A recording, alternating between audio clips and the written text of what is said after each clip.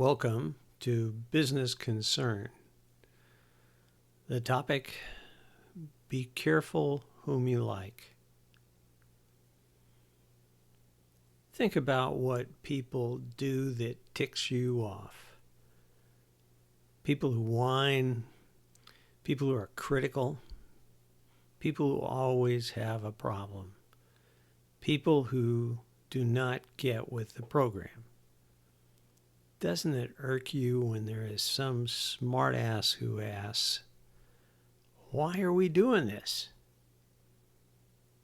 To react negatively and dislike these people is natural, but for a business owner, it is also dangerous. It's human nature to like those who agree with us. It's also human nature to dislike those who do not agree with us. Call it arrogance or pride. We all know the emotional reaction.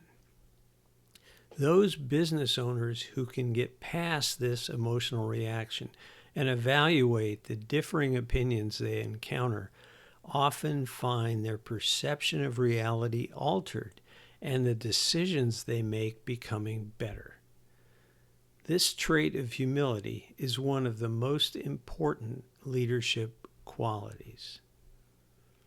The parable, "The Emperor Has No Clothes," is about an emperor fond of dressing well who is swindled by two weavers, saying they could weave magnificent fabrics invisible to anyone unfit for office or stupid. The weavers begin to weave the fabric, and even though no one could see the fabric, no one would admit it, since such an admission might be viewed as a confession of being unfit for office or stupid. The ruse develops to the point that the emperor marches through town wearing the new clothes. And finally, when an innocent child proclaims that the emperor has no clothes on, the people watching the procession are willing to state that the emperor has no clothes. The parable illustrates a very common human trait prevalent in business. But there is something else at work in these situations, something quite destructive of business morale. There are people who will try to manipulate these situations, and I use the term politician to describe these people. A politician is a person who will say whatever is in his or her best interest without regard to the reality of the situation and the welfare of the business. Why is this behavior so destructive? Because most of the time, the politician wants the ear and access to power of the policy-making group, often the owners, of the business, and is prioritizing his or her best interest. The politician's message will be a combination of what the policy-making group wants to hear and what the politician deems is in his or her best interest. If the policy-making group can be flattered and is looking only for agreement, the politician has a fertile field to grow influence and power.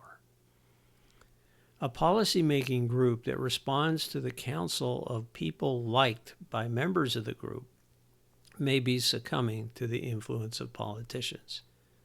Moreover, where one politician is successful, there will be others emulating that behavior.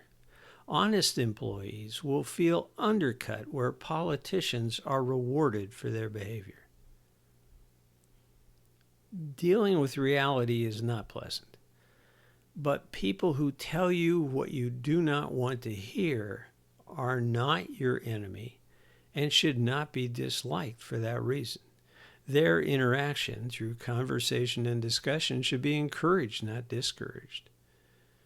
On the other hand, if a colleague is consistently assuring you of your wisdom and sagacity, you are probably listening to the counsel of a politician, and that person truly is not your friend. Upon that discovery, you would do well to consider the real motives of a politician. Those who tell you what you do not want to hear certainly have self-interest motives. However, they are not using the basic human response to flattery and your own lack of humility to manipulate you to achieve those personal interests. The best business practice is to embed a decision-making policy that requires the consideration of a variety of perceptions of the business reality from all groups in the business. This group decision-making policy will help prevent the influence of politicians who would divert those in the policy-making group from understanding business reality to enhance their own personal interest.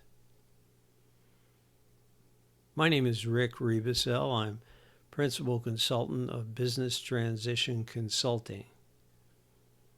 Thanks for your interest.